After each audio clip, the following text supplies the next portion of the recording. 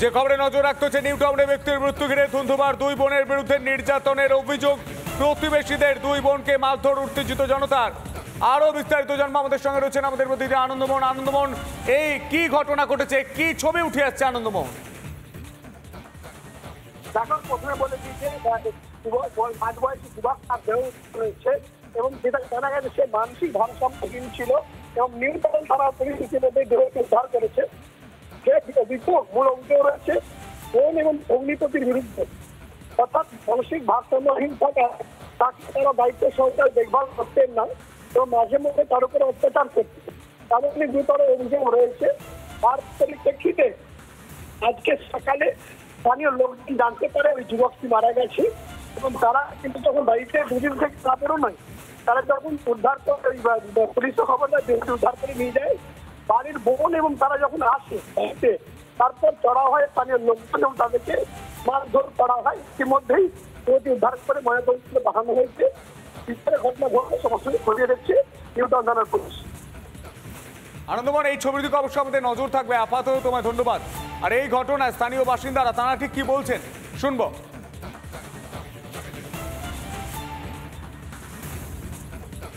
আমরা জানতে পারলাম যে খাবার দেয় উনি কালকে রাতে খাবার দিতে এসেছে এবং রাতে সন্ধ্যাবেলা খাবার দিতে এসে ও দরজা বন্ধ করে ঘরে শুয়ে রয়েছে এবং ও কোনো সাড়া দিচ্ছে না এবং বাচ্চা খাবার দিতে এসে প্রথমে, তারপরে ওনার দাদু এসে ডাকাডাকির পরে তাও সাড়া দেয়নি, উনি খাবারটা রেখে ওখান থেকে চলে যায়।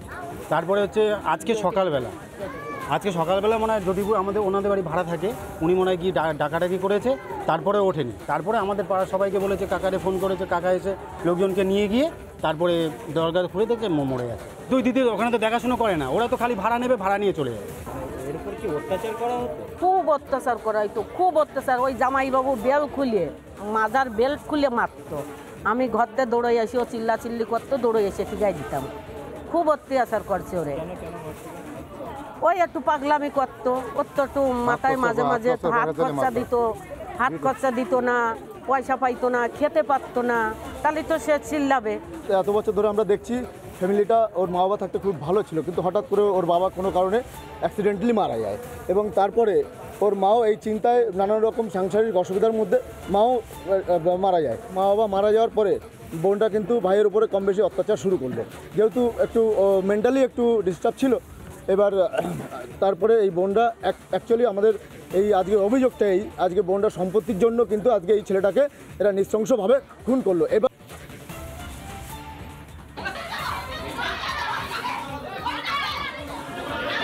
নিউ টাউনে এক ব্যক্তির মৃত্যু ঘিরে ধুন্ধুমার, দুই বোনের বিরুদ্ধে নির্যাতনের অভিযোগ। প্রতিবেশীদের দুই বোনকে মারধর উত্তেজিত জনতার।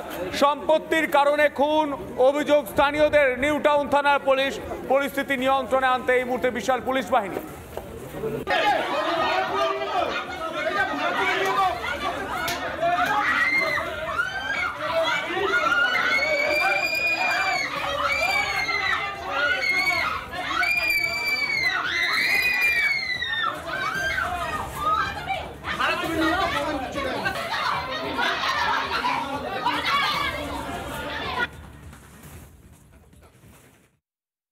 সন্দেশখালীতে যে অন্যায় করেছে তৃণমূল, তার কোনো ক্ষমা নেই। রাজ্যে কর্মসংস্থান নেই, মহিলাদের সম্মান নেই, দুর্নীতির আখড়া হয়ে যাচ্ছে রাজ্যটা। আমার রাজ্যটাকে সুন্দর করে সাজিয়ে তুলছিলাম। মনে রাখবেন, তৃণমূলের আমলেই কিন্তু বাংলায় বিজেপির বারবারিত। সামনে লড়াই, এ লড়াই লড়তে হবে, এ লড়াই জিততে হবে। ব্র্যান্ডেড কানের মেশিনের একমাত্র চয়েস শ্রবণী। মালদায় ভোট প্রচারে শুভেন্দু অধিকারী, দলীয় প্রার্থীদের সমর্থনে প্রচার। মালদা দক্ষিণের রোড শো শুভেন্দু অধিকারী, শ্রীরূপা মিত্র চৌধুরীর সমর্থনে প্রচার। অন্যদিকে খগেন মুর্মু, অন্যদিকে শ্রীরূপা মিত্র চৌধুরীর সমর্থনে দুই প্রচারে অংশগ্রহণ করেন শুভেন্দু অধিকারী। দুই প্রার্থীর হয়ে প্রচারে আজ মালদায় রাজ্যের বিরোধী দলনেতা শুভেন্দু অধিকারী। রাজ্যের উত্তর থেকে দক্ষিণ তিনি দলীয় প্রার্থীদের হয়ে প্রচার করছেন। আজ তিনি মালদায়, কখনো তিনি কোচবিহার, কখনো তিনি মেদিনীপুর, কখনো তিনি মালদায়।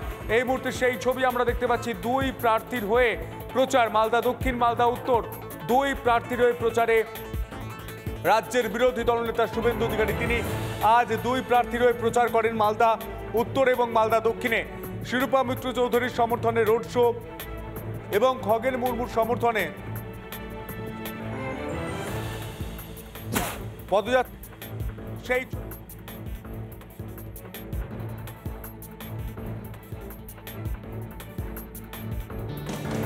ব্র্যান্ডেড কানের মেশিনের একমাত্র চয়েস শ্রবণী।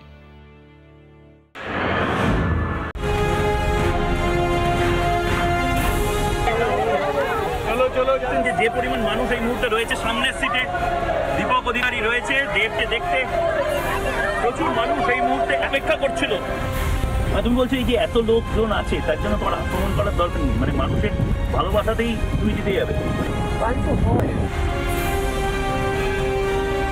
এটা কি আবারও বলছি, এটা কি তৃণমূলের পেশমান আর দীপক অধিকারীর পেশমান? শেখাতে পারে ব্যক্তিগত নিজের শিক্ষা। সারা রাত সারাদিন ধরে প্রচার রাখো, চলো এসো, সবাই তো শুরু।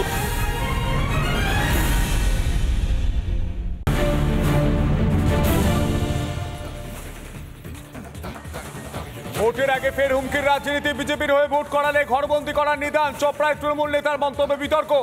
চাপড়ায় তৃণমূল নেতার মন্তব্যে বিতর্ক। ভাইরাল ব্লক সহ সভাপতি রাজীব শেখের বক্তব্য, তৃণমূলের বিরুদ্ধে অভিযোগ দায়ের বিজেপির। সেই ভাইরাল ভিডিও আপনাদের শোনাবো আপনাদের। যদি শুনেছি যে এবার কোন জায়গায় চেয়ার টেবিল বসা হয়েছে, কোন কেউ বলছে মুরগি হাতা পার হবে না, চাপড়া বাধা যেতে পারবে না। যদি ধর্মের সুশ্রুতি দিয়ে বিজেপির ভোট করে তাদেরও বলে দিচ্ছি ঘর থেকে বার হতে দেবো না।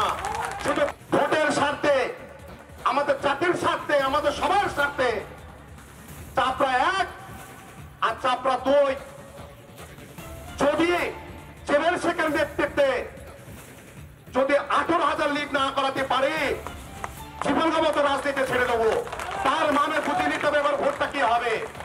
সমস্ত কমরেড আবার বলে যাচ্ছি, চাপড়া গ্রামে দাঁড়িয়ে টেবিল চেয়ার ভোট বাড়ি বাড়ি যেন প্রচার না হয়, যেন আমাদের কাছে লিস্ট না যায়। আর এই ঘটনায় স্থানীয় বিজেপি নেতৃত্ব তারা ঠিক কি বলছেন শুনবো। অবধি প্রশাসনের তরফ থেকে কোনো রকমভাবে স্টেপ নেওয়া হয়নি, সেটাও আমরা খেয়াল রেখেছি। আমরা আমাদের তরফ থেকে নির্বাচন কমিশনকে আমরা অভিযোগ জানাচ্ছি এবং নির্বাচন কমিশনকে আমি এটা যেটা হয়েছে চাপড়ার অতীতের বিশেষ করে পঞ্চায়েত নির্বাচন বা অতীতের নির্বাচন যেরকমভাবে চাপড়ায় সংগঠিত হয়েছে তার পূর্বাভাস এটা। নির্বাচন কমিশনের কাছে আমরা অভিযোগ জানাচ্ছি এবং চাপড়ার 284টা বুথই অতি স্পর্শকাতর হিসাবে চিহ্নিত করে চাপড়ার যেন মানুষের ভোট দিতে পারে তার ব্যবস্থা নির্বাচন কমিশনকে ঠিকঠাক করতে হবে।